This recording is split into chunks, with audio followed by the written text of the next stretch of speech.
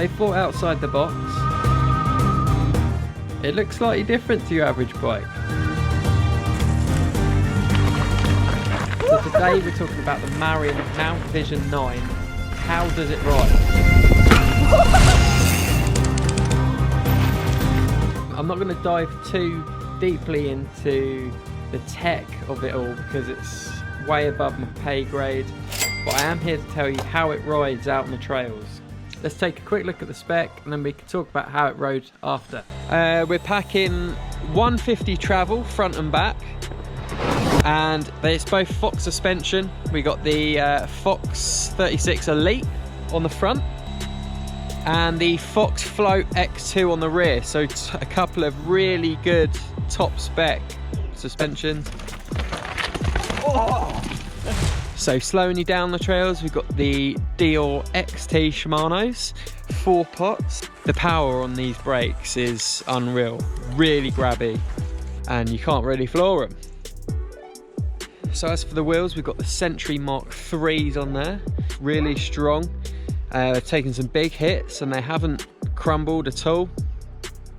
And the tyres themselves, we've got the WTB 2.6s on there, so I've not ridden those before, and it's taken a while to get used to those tyres, to be honest. They are the Trail Bosses and they've got a good roll on them, and they're offering good grip.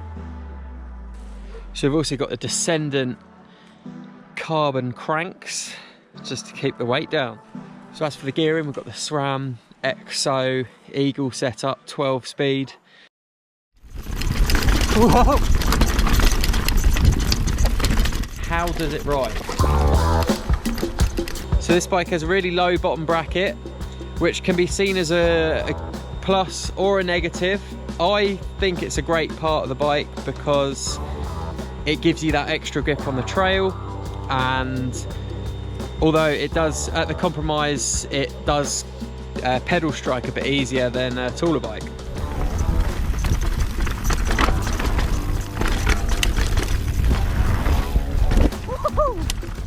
And one thing's for sure, this bike absolutely eats the trail up. The rear wheel is just super planted in. Like it's hard to unsettle the bike. It loves the high speed trails, so it just feels like an absolute hovercraft, and it just takes off.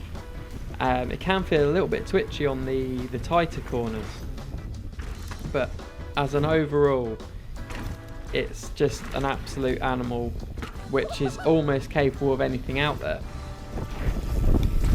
Oh my days!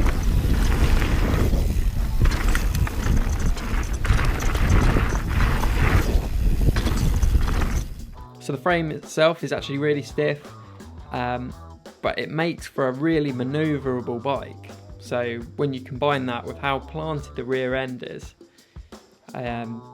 you can turn on a dime, and going through small sort of chattery bumps, rough terrain, the bike just plows through it and you feel like you're just cruising through it. It makes large rock gardens feel like small ones.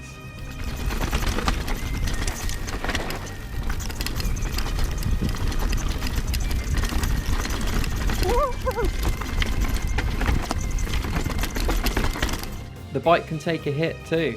It's got the 150 travel front and rear, and you can really sort of push the bike, land flat over jump sections, and it soaks it up well. It's definitely a different looking bike, something you're not completely used to. I wouldn't let that steer away from it though. It's very capable machine. I'm currently on a large. They ran out of mediums to lend me for the trip, so I thought I'd take a large instead. And you can definitely feel it. It's an absolute rocket ship in a straight line. It's slightly harder to turn, but I think if I was on the medium, that might be a bit different. It feels like an absolute hovercraft out there on the rough terrain. It feels very planted because of the low bottom bracket, which also allows it to be a very good climber with little to no trail bob.